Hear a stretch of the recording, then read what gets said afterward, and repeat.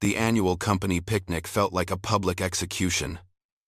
Frank Miller, Mike's new boss, stood over him, laughing as Mike's carefully prepared presentation crashed on the projector screen. Mike's face went crimson, sweat beading on his forehead as he fumbled with the wires, utterly exposed. Frank clapped a dismissive hand on his shoulder. "Some days you just can't get it right, can you, pal?" Sarah watched the steam curl from her coffee mug. 10 years. It was a long time. She and Mike had been high school sweethearts, marrying right after college. Their life together in suburban Ohio had a predictable rhythm, a comfortable house, steady jobs, quiet evenings. Everything seemed to fit, like pieces in a familiar puzzle. Mike worked hard at the engineering firm, the same one his father had retired from. He was reliable, steady, a good man, people said. Lately, though, the quiet comfort of their home felt a bit strained. Mike came home later, his shoulders slumped. The cause was always the same: Frank Miller, the new regional manager. Mike would drop his briefcase by the door, loosen his tie, and walk straight to the refrigerator for a beer, not bothering to change out of his work clothes. "Rough day?" Sarah asked one Tuesday evening, watching him slump into a kitchen chair.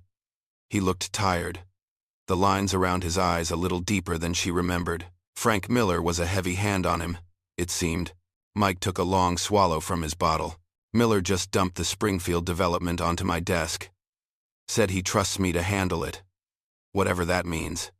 He knows I'm already swamped with the Dayton project." He ran a hand through his hair, leaving it slightly disheveled.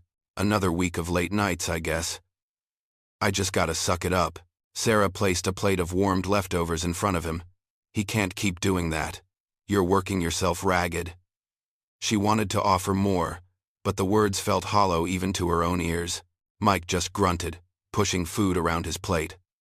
A small, unfamiliar seed of curiosity about this infamous Frank began to sprout in her mind. She pictured some smarmy, overweight man, a bully in a cheap suit. A few weeks later, the company picnic offered Sarah a chance to finally put a face to the name. The sun beat down on the park grounds, children shrieked near the bounce house, and a grill sizzled with hot dogs. She spotted Mike talking to a group of men by the volleyball net. He waved her over. As she approached, a man turned from the group, a natural smile spreading across his face. He wasn't at all what she'd expected. Tall, trim, with a full head of dark hair, he extended a hand. His grip was firm, his presence easy. "You must be Sarah. Mike talks about you all the time. I'm Frank Miller." His eyes, a startling blue, held hers a moment too long.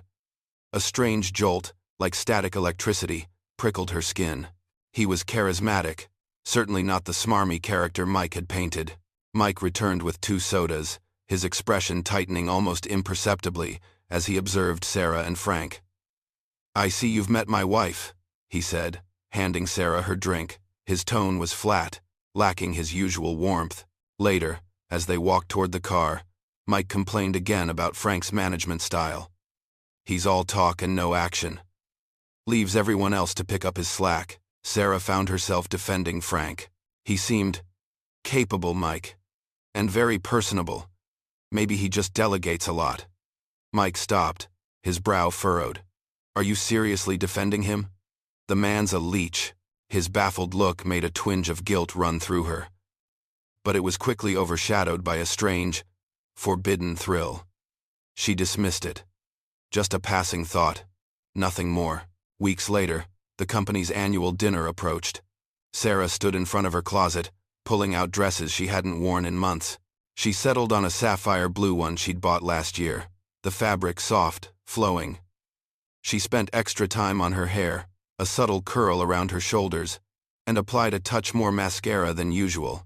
She knew, without admitting it aloud, that she was consciously choosing this dress, this effort, for Frank's eyes. Mike watched her from the bedroom doorway, buttoning his own shirt. A subtle frown settled on his face. "You really went all out tonight," he said, his voice flat. He didn't offer a compliment. The ballroom at the Hyatt was already bustling when they arrived. Tables covered in white linen, the clinking of glasses, muted conversation. Sarah scanned the room, her gaze snagging across the expanse on a familiar figure by the bar. Frank Miller, holding a glass, already dressed in a sharp suit. Their eyes locked across the distance. For a second, the chattering crowd, the entire room, seemed to shrink around them, their connection a singular, vibrating line. Mike had gone to catch up with a colleague near the head table. Sarah sat alone, smoothing the napkin on her lap. Frank approached, a fresh glass of champagne in his hand. His cologne, a sophisticated blend she hadn't noticed at the picnic, drifted over her, intoxicating and bold. He stopped beside her chair. "You look absolutely stunning, Sarah," he said, his voice a low murmur meant only for her. He offered his hand. "Care for a dance?" The band was playing something slow and melodic. She knew it was wrong. Mike was just a few feet away, laughing with his friend. But the pull was too strong. The proximity of Frank's hand, the scent of him, the hushed words. She nodded, placing her hand in his. He led her onto the dance floor. As he pulled her closer, his lips brushed her ear. "I've been wanting to get you alone all night." The band played a slow number, a familiar tune that usually made Sarah think of slow dances at high school proms. But tonight, pressed close to Frank Miller, it felt entirely new. His hand rested lightly on the small of her back, his fingers occasionally brushing the fabric of her dress. Their conversation drifted from the mundane office politics to shared observations about the company dinner, but the words felt secondary. It was the space between them, the shared glance, the way his eyes held hers, that did the talking. He listened intently, not just nodding, but responding, asking follow-up questions. It made her feel seen, truly seen, in a way Mike hadn't managed in months, not since Frank Miller had started piling on the pressure. Mike, with his stress and his distance, felt miles away, even when he was in the same room. As the song ended, Frank's hand lingered on her back a fraction of a second too long. His blue eyes, intense and knowing, met hers. There was a silent question there, a promise. Sarah felt a prickle of unease, a cold knot forming in her stomach, but beneath it, a nascent desire stirred. "Thank you," she managed, her voice a little breathy. Later, in their bedroom, Mike was already asleep, his breathing deep and even. Sarah watched him, the moonlight casting a pale glow on his face. The knot of guilt tightened. He looked so innocent, so oblivious. She slipped into bed beside him, the scent of Frank's cologne still faintly clinging to her skin, a ghost of an evening she knew she shouldn't have enjoyed as much as she did. Days bled into weeks. Frank, it seemed, had a knack for finding subtle ways to insert himself into her routine.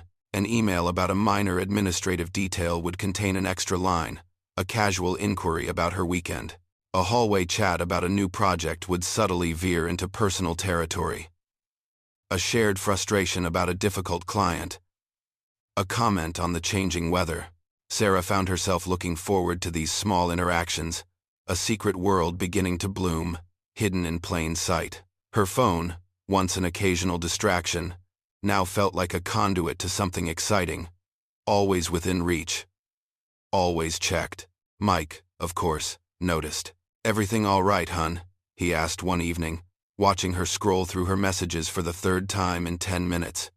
Her gaze was fixed on the screen, a small smile playing on her lips. "You seem distracted lately." Sarah quickly minimized the email from Frank, a short note wondering if she'd enjoyed her lunch. "Just tired," she said, shrugging, forcing a casualness she didn't feel. "Work's been a lot. You know how it is." The lie, initially a small stone in her throat, was becoming easier to swallow. A smooth, practiced movement. One afternoon, an email landed in her inbox from Frank. Subject: Project discussion. Your input needed. The body was brief. "Sarah, I'm working through some initial thoughts on the Q3 marketing initiative. Your perspective would be invaluable. Perhaps we could grab a coffee off-site sometime next week to discuss." My treat. Her heart hammered, a frantic rhythm against her ribs. Off-site. Coffee. She typed a quick, composed reply. "Sounds good, Frank. Let me know what time works." The coffee meeting felt less like a professional discussion and more like an intimate confession. They sat in a quiet corner of a local cafe. the aroma of roasted beans filling the air. Frank leaned forward, his voice low, his attention entirely on her. He talked about his own frustrations with corporate bureaucracy, his dreams for the company. She, in turn, found herself opening up about her own dissatisfactions, small creative aspirations she'd long since shelved. The quiet monotony of her days. He listened, truly listened, his blue eyes never leaving hers. A deeper emotional connection formed. Undeniable and unsettling. She justified it as professional networking, a way to understand the company better. But the warmth spreading through her chest told a different story. At home, Mike became more withdrawn. He sensed the growing distance between them, a subtle shift in the air. But he attributed it to his own crushing work pressure. The endless demands from Frank Miller. Just buried, Sarah, he'd say, staring blankly at the TV, buried under Frank's projects. Sarah, meanwhile, began to feel a deep, pervasive unhappiness at home. Mike, once her steady rock, now seemed dull, a shadow compared to Frank's vibrant, attentive energy. Then came the email, late one Tuesday evening, after Mike was already asleep. Sarah. It began. No formal salutation. I know this is unprofessional, and I respect your marriage, truly, but I can't stop thinking about you, about our conversations. You're intelligent, beautiful, and you deserve to be happy. I needed you to know that. The choice, of course, is entirely yours. Frank. Sarah lay awake for hours, the words glowing on her phone screen in the dark. The house was silent, save for Mike's even breathing from beside her. Her conscience screamed at her. A loyal wife. 10 years of shared history. But the thrilling, forbidden pull of Frank's words, the promise of being seen, of true happiness, felt like a siren song, luring her deeper into the dark. The quiet of her bedroom was heavy. Mike's even breathing was a stark contrast to the chaotic rhythm of her own heart. Sarah knew, with a certainty that both thrilled and terrified her, that she would answer Frank. It wasn't a sudden, reckless plunge, but a slow, almost imperceptible tilt in her resolve, like a compass needle finally pointing true north. Despite all logic, the next morning, as Mike left for work, she picked up her phone. A simple text, one she'd drafted and deleted a dozen times. Maybe we should talk more. Frank's reply came almost instantly. Anytime, Sarah. Your call. And so, their meetings became more frequent, slipping into the unnoticed cracks of her routine. A quick coffee during her lunch break, ostensibly to discuss market trends. A late afternoon drink at a bar across town, after she'd told Mike she was running errands for her mother. The lies felt awkward at first, clumsy on her tongue, but with each repetition, they smoothed out, becoming easier to tell. In the office, the physical tension simmered, unspoken but palpable. Stolen glances across the conference room, a hand brushing hers for a fraction of a second too long when exchanging documents in the hallway. Each small contact sent a jolt through her, a reminder of the dangerous game they were playing. One rainy Tuesday evening, a fierce storm rattling the windows, Sarah was supposed to be at a late client strategy meeting. Mike had called, a casual check-in. Don't work too late, hon, he'd said. Roads are getting slick. She'd promised him she wouldn't, but the meeting with Frank had lingered. They'd stayed at a quiet restaurant near the office, talking for hours, the rain drumming against the glass. Frank offered to drive her home. The air in his car, as he pulled away from the restaurant, was thick with unspoken things. He didn't turn on the radio. The only sound was the rhythmic thrumming of rain on the roof and the wipers swishing back and forth. He pulled over just down the street from her house, the engine cutting with a soft sigh. Darkness pressed in, broken only by the yellow glow of a distant street lamp and the passing sweep of headlights from the main road. The rain continued its steady drumming, a backdrop to the frantic beat of her own heart. He turned to her, his profile illuminated briefly by a flash of lightning. Then, he leaned in. A soft kiss, tentative at first, then deepening, the pressure of his lips firm, hungry. It was a kiss that crossed an invisible, irreversible line. A rush of excitement, hot and immediate, flooded her veins, quickly followed by a cold wave of shame. Her mind screamed, no, but her body responded with a yearning she hadn't known was there. She pulled away, breathless, her heart hammering against her ribs. "I can't," she whispered, her voice barely audible above the rain. But her hand, without conscious thought, went to his cheek, a gentle caress. Frank's eyes, even in the dim light, seemed to understand the unspoken invitation. He didn't push, didn't argue. He just held her gaze. A few minutes later, the car was moving again, but not toward her house. Instead, they drove in silence through the rain-slicked streets, eventually pulling into the underground parking garage of Frank's apartment building. The act itself was a blur of raw, desperate passion, followed by a crushing wave of regret that settled deep in her bones. Each touch, each shared breath, was a nail hammered into the coffin of her old life. She slipped back into her house in the early hours, the world outside still cloaked in pre-dawn darkness. The faint scent of Frank's cologne, a heavy floral mixed with something woody, seemed to cling to her skin, a tangible mark of her transgression. She moved like a ghost, shedding her clothes in the bathroom, washing away the evidence. As she eased into bed, Mike stirred, groaning softly. "Late night, hun?" he mumbled, his voice thick with sleep. "Client emergency," she murmured, pulling the covers higher, her back to him. The lie felt like ash in her mouth. The weight of her secret became immense, a constant, suffocating pressure beneath her skin. Every casual question from Mike, every shared laugh, felt like a judgment, but slowly, subtly, she began to rationalize. Mike was always preoccupied, always stressed about work. Their conversations had become rote. Their physical intimacy, a distant memory. There was no spark anymore, she told herself. Frank, at least, saw her. He made her feel alive. The affair became a regular pattern, a dangerous escape from her mundane reality. Lunch dates, clandestine meetings in his apartment, stolen moments in parked cars. Each encounter, each whispered word, each touch, deepened the web of lies she was weaving, pulling her further and further from the woman she used to be. Sarah perfected the art of deception. Her days became a careful choreography of half-truths and calculated movements. A quick lunch with Frank, disguised as a solo trip to the mall. An hour at his apartment woven into a fabricated story about visiting her ailing aunt across town. She learned to anticipate Mike's questions, to offer just enough detail to sound plausible, but not so much that it invited further scrutiny. Her voice remained even, her eyes steady. The lies, once clumsy, now flowed with an almost effortless grace. She noticed the small changes in herself. A heightened sense of awareness, constantly scanning rooms, checking over her shoulder. A colder edge to her responses, particularly with Mike. Less patience. The woman who once spent her evenings reading with him on the couch now felt a restless urge, a need for something more, something clandestine. Mike, bless his oblivious heart, tried to connect. "We should go out, Sarah," he'd suggest, rubbing his tired eyes. "Just us. Get away from all this." He'd gesture vaguely at the invisible weight of his work. But Sarah would already be mentally checking her phone, wondering if Frank had texted.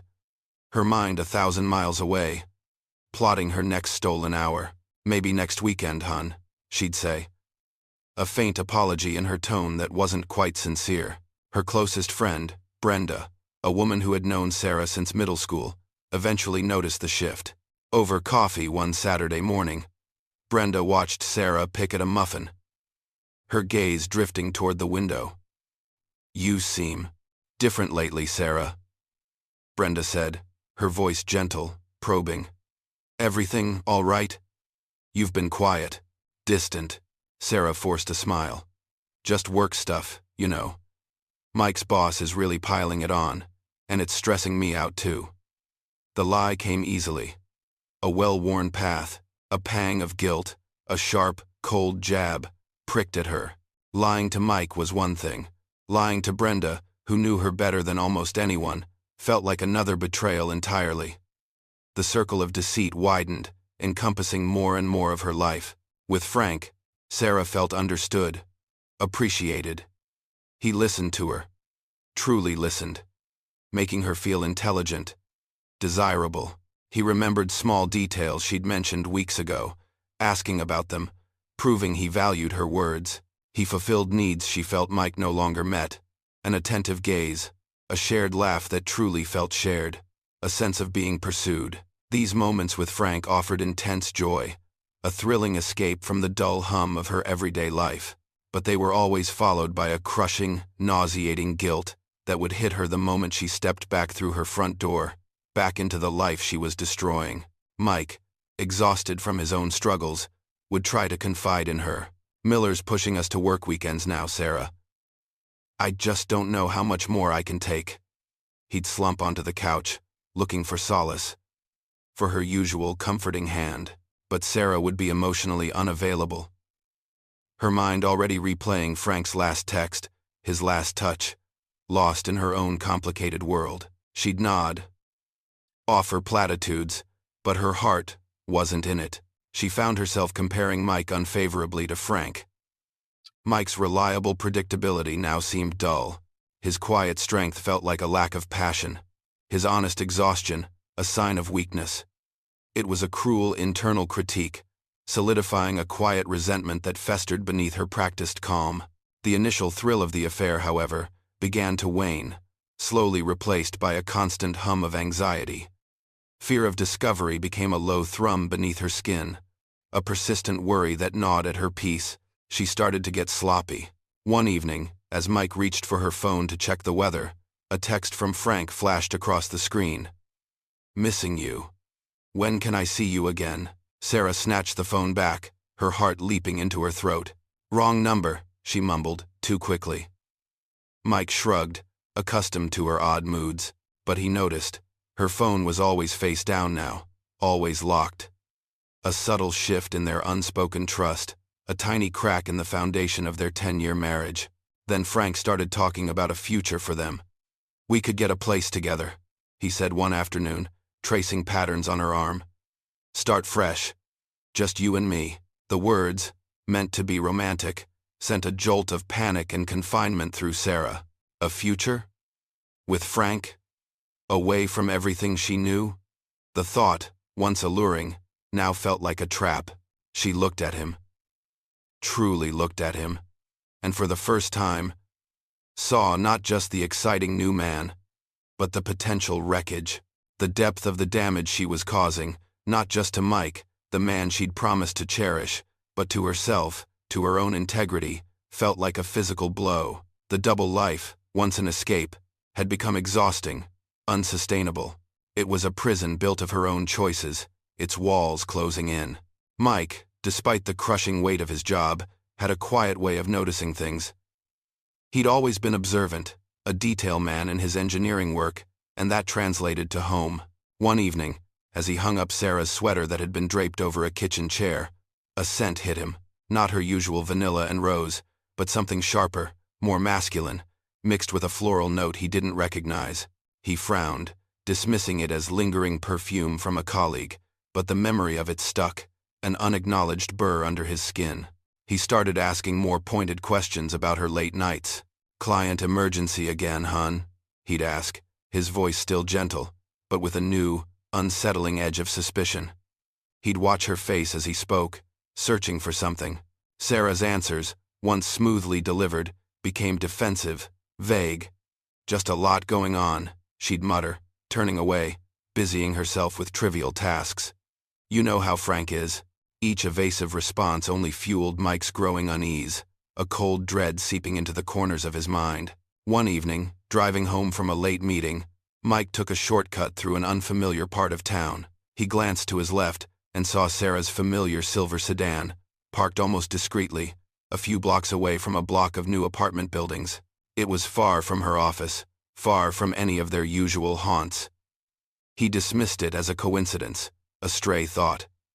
Perhaps she was visiting a new client, but the image, Sarah's car in that unlikely spot, stuck. Frank, meanwhile, was pressing. "You need to decide, Sarah," he said, his hand tracing circles on her arm as they sat in his car. "I want a future with you, but I can't keep living like this. You need to leave him." His words, once intoxicating, now felt like an intense, suffocating pressure, squeezing the air from her lungs. Sarah found herself withdrawing from both men. The impossible situation she'd created for herself was overwhelming. A tangled knot of lies and desires, she felt stretched thin, pulled in too many directions. Her own identity dissolving into a desperate act. One Saturday morning, she ran into Brenda at the grocery store, pushing a cart overflowing with mundane items. As they chatted by the frozen foods, Mike's colleague, Dave, walked by. He nodded at Sarah. "Hey, Sarah. Didn't realize you were in this neighborhood yesterday. Saw Frank Miller's car parked over near Elm Street. Figured you two were working late or something." He grinned, oblivious to the sudden cold sweat that broke out on Sarah's back. Sarah forced a brittle smile, mumbling something about a meeting. She felt exposed, as if a spotlight had suddenly been shone on her carefully constructed world. Later that week, at home, Mike returned to the topic of their distance. "We used to talk, Sarah. About everything. Now it feels like there's a wall between us." His voice was low, strained, frustration building beneath the surface. "Is there something you're not telling me, Sarah?" Sarah snapped. "You're never here, Mike. You're always at work, always stressed. What do you expect? We barely see each other. We barely talk. We certainly don't have any intimacy anymore." The argument erupted, a furious release of months of pent-up anger and guilt, aimed directly at him, a shield for her own culpability. Mike's face went pale. The desperate, hunted look in his eyes hardened. Desperate for answers, he started doing things he never would have dreamed of. Checking phone bills, looking for unusual numbers, cross-referencing times. He felt like a detective in his own home, invading the privacy of the woman he loved. A bitter taste in his mouth. Then, a small square package arrived in the mail, addressed to Sarah. No return address. She opened it, her heart thumping, recognizing the delicate script on the card inside. "For you, my beautiful Sarah. Frank." Inside lay a small, expensive silver bracelet, intricate and delicate. She stared at it, a cold dread washing over her. It was too much. Too bold. She quickly hid it, deep inside a forgotten box in the back of her sock drawer. A few days later, Mike was searching for a missing cufflink in Sarah's dresser. He rummaged through the drawers, pulling out scarves, old jewelry boxes. His hand brushed against something hard in the sock drawer. He pulled out the small box. Inside, the silver bracelet glinted, catching the light. It was clearly new, clearly expensive. And it wasn't her style, not one he'd ever seen her wear. He'd never bought her anything like it. His heart sank with a cold, awful dread that turned his stomach. He walked into the living room where Sarah was sitting, his hand clutching the box. His voice was strained, barely above a whisper. "Where did this come from, Sarah?" "It's not from me." Sarah's carefully constructed world teetered, the edges crumbling. She fumbled for an excuse, her mind racing, grasping at straws. It's a gift from a client. For helping with a big project," she stammered. The words hollow, even to her own ears. The truth hung heavy in the air, undeniable. Mike looked at the bracelet, then at Sarah's flushed face, her averted gaze. His face, usually soft with a kind of weary patience, hardened with a chilling, heartbreaking realization. It was all there, laid bare in the silence between them. This is where Sarah's story takes a pivotal turn, inviting listeners to stick around to the end to see how life's costly choices unfold. Mike's voice was quiet, a low rumble Sarah had never heard from him before. It was more dangerous than any shout. His hand still held the small bracelet, clutched tight. "Tell me, Sarah," he said, his gaze fixed on her, cold and unwavering. "Who is Frank Miller to you?" The dam broke. Sarah felt a sob tear through her, hot and desperate. The lies, the guilt, the exhaustion, all of it poured out in a torrent. She confessed to the emotional affair, the shared confidences, the way he made her feel seen. She tried, desperately, to minimize the physical aspect, painting it as a momentary lapse, a mistake. But even as the words left her mouth, she knew they rang hollow. Mike listened, his face a mask of disbelief that slowly contorted into raw pain, then searing anger. "All this time?" he spat. his voice rising, cracking. While I was killing myself for us? For this house? For our future? You were? With him? He threw the bracelet onto the coffee table, where it clattered against the wood like a tiny, metallic accusation. He demanded to know everything. The details. The timeline. The countless lies. Each question was a hammer blow, shattering another piece of their shared history. Sarah, sobbing, her voice hoarse, slowly revealed the full extent of it. The coffee meetings, the late-night drives, the apartment, each word was a shard of glass, ripping through the fragile remnants of trust between them. The confession tore through their home, a destructive force that rendered years of shared laughter, quiet evenings, and steady love into irreparable pieces. Mike stood up, his chair scraping loudly across the floor. He looked at her. Truly looked at her. And Sarah saw a pain so profound in his eyes that it twisted something inside her. He couldn't bear the sight of her. Without another word, he turned and walked out the front door, the sound of it closing with a dull thud echoing through the now silent house. Sarah was left alone amidst the smoking wreckage of their life, the silence deafening. Her first instinct was Frank. She fumbled for her phone, her fingers trembling as she dialed his number. He answered, his voice smooth but distant. She poured out her confession, her fear, her abandonment. He listened, then sighed. "What did you expect?" "Sarah," he said, his tone pragmatic, already pulling away.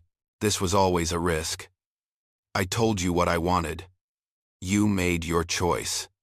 The coldness in his voice was a fresh wound, a new betrayal.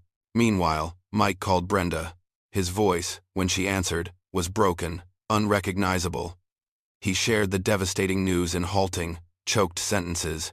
Brenda, Sarah's closest friend, listened in stunned silence, her heart breaking for the kind, steady man she had known for so long.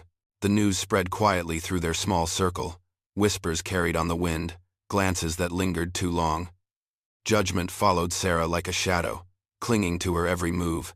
She tried repeatedly to reach out to Mike, texts, calls, a handwritten note left on his windshield. But he refused to see her.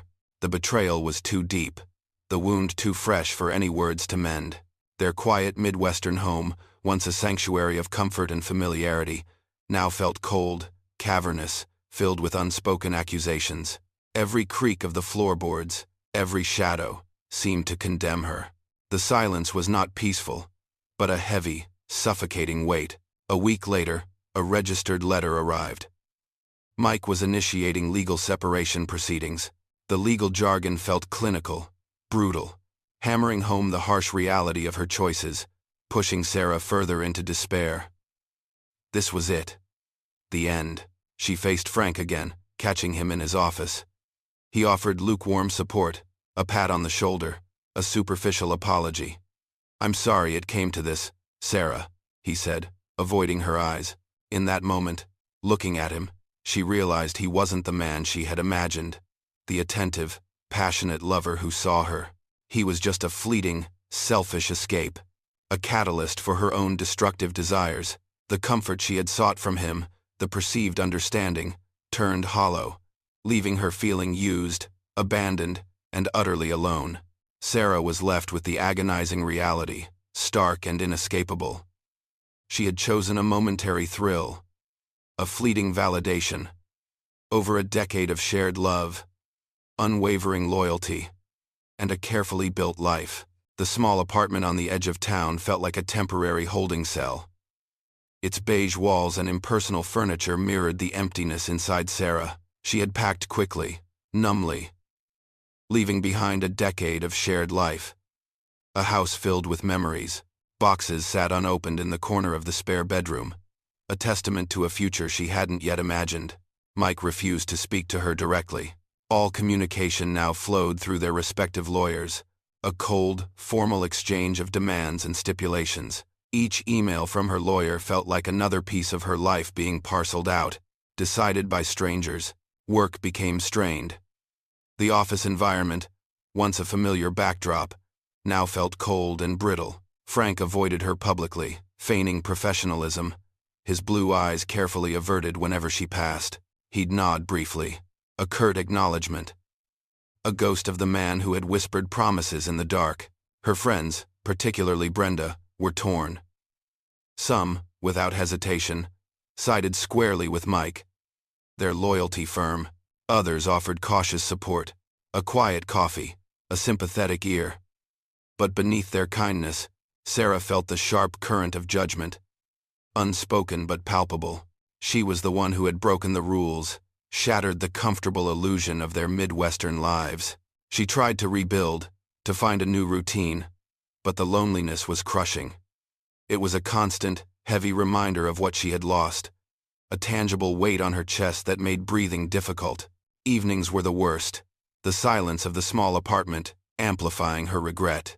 One afternoon, in the pharmacy, she saw Mike.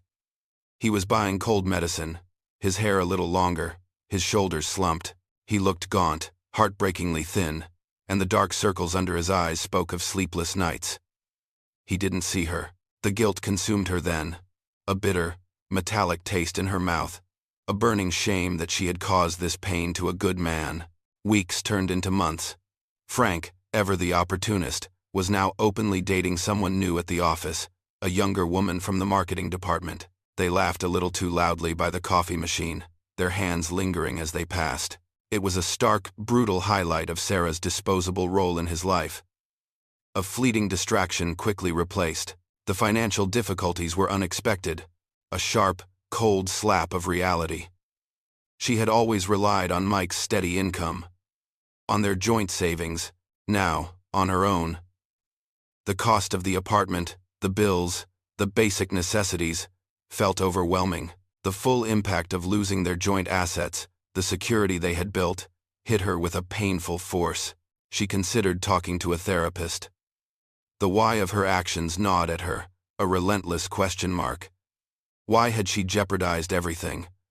Why had she sought solace in a selfish, fleeting connection? She needed to understand herself, to unearth the subtle dissatisfactions, the quiet emptiness that had led her astray. Mike, meanwhile, began the slow, arduous process of healing. His initial raw anger slowly gave way to a weary acceptance. He started working out again, his shoulders straightening a little. But the deep, indelible pain of betrayal still lingered in his eyes, a shadow that no amount of time seemed able to erase. Sarah reflected deeply on her choices. Now, with the benefit of hindsight, the clarity was brutal. She saw the small moments of neglect, the quiet disappointments, the gradual drift that had made her vulnerable.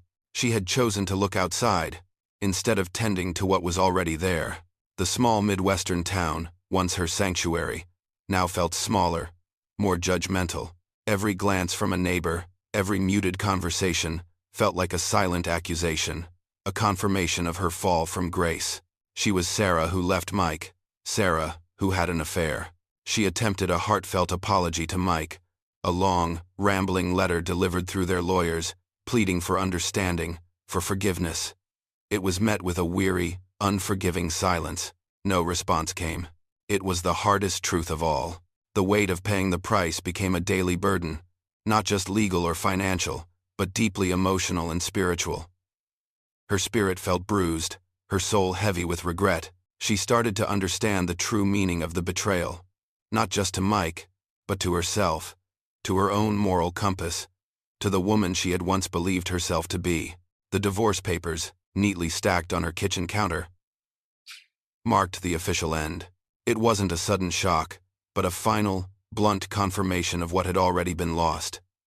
Sarah felt stripped bare, financially adrift with the division of assets, and emotionally hollowed out. The small apartment, now truly hers, felt like a monument to her mistakes. Her sales career, once a source of quiet pride, struggled. Her performance suffered, her focus fractured by the profound personal turmoil. She found it hard to concentrate, to put on the required bright smile, the determined pitch. Her numbers dipped, and she could feel the subtle shift in her manager's tone. Mike, though deeply wounded, slowly started to rebuild his life. Through mutual acquaintances, she heard snippets. He was focused on his work, traveling more for the firm, taking up cycling, even joining a local hiking group. He was finding new hobbies, new connections, forging a path forward without her. The thought brought a dull ache, a bitter regret for the path she had chosen. Sarah tried to reach out to old friends, but many remained distant. Brenda offered a polite, strained coffee once a month, but the easy intimacy was gone. Other friends simply stopped returning calls. They couldn't reconcile her actions with the Sarah they thought they knew, the steady, loyal wife. She understood, intellectually, but the isolation was a constant, sharp pain. She experienced moments of profound regret, often triggered by the simplest things: the smell of Mike's favorite coffee brewing, a song on the radio they used to sing along to, seeing a couple holding hands in the park. Small, happy, everyday memories with Mike, now tinged with an unbearable sorrow, a deep understanding of what she had thrown away. Then, word came through the office grapevine. Frank Miller had quietly left the company. He'd accepted a position in another state, a fresh start, leaving Sarah to face the full fallout alone. He was gone, a phantom, his promises and whispers dissolving into thin air. His departure underscored the stark reality of her choices: a broken home, a tarnished reputation, and a future very different from what she had once envisioned, all for a man who had simply moved on. She realized the affair hadn't been an escape, as she had once, foolishly believed. It had been a trap, one she had walked into willingly, leading her not to freedom, but to a deeper, more profound unhappiness. Sometimes, the weight of it all made her consider leaving town, packing up what little she had left, dreaming of a fresh start somewhere else, away from the knowing glances, the whispers that followed her through grocery store aisles, a place where no one knew her story, where she could just be Sarah again. But instead, she started volunteering at a local charity, a food bank on the other side of town. It was hard work, physical, and often emotionally draining, but it offered a different kind of purpose. It was a small path to self-forgiveness, a way to make amends, not for her grand betrayal, but for the quiet, internal erosion of her own spirit. Mike, through a mutual acquaintance, heard about Sarah's struggles, her new solitary life, her volunteering. He felt a complex mix of pity and lingering resentment, a knot of conflicting emotions that kept him from truly letting go. One quiet evening, sitting alone in her small apartment, Sarah began to write a long, heartfelt letter to Mike, not asking for forgiveness, not explaining away her actions, but expressing deep understanding of her wrongdoings, the pain she had caused, and her profound sorrow for his suffering.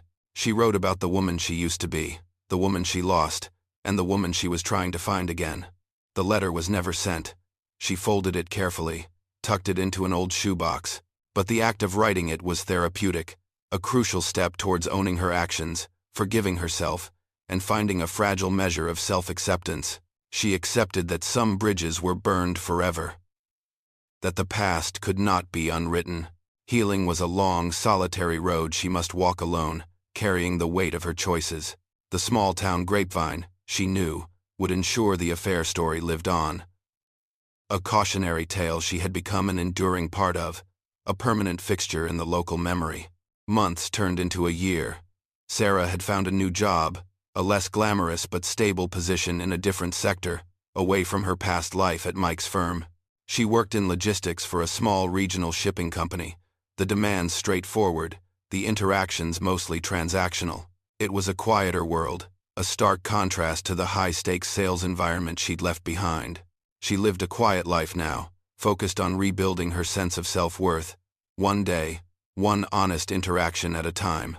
The apartment still felt sparse, but it was clean, organized, a reflection of her internal efforts. She spent evenings reading, sometimes working on small craft projects, finding a calm she hadn't known in years. Sarah had embraced solitude, not as a punishment, but as a necessary part of her healing. She found an unexpected strength in her independence, truly learning from her past mistakes. There were no more hurried glances at her phone, no more fabricated excuses. The quiet hum of her own company was enough. Then, an unexpected email appeared in her inbox one Tuesday morning, from Brenda. It was short, cautious.